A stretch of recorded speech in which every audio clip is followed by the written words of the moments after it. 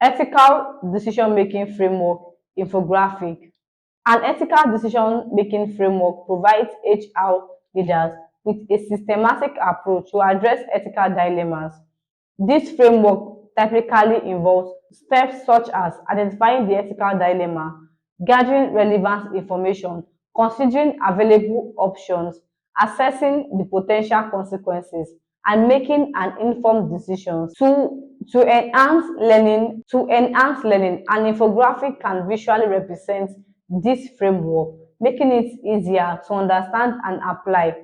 The infographic should include illustrative examples of each step, showcasing how the framework can be employed in real-world HR scenarios. HR leaders can use these infographics as a reference tool when faced with ethical decisions, ensuring that their choices are well considered and align with their organizational values and ethical standards.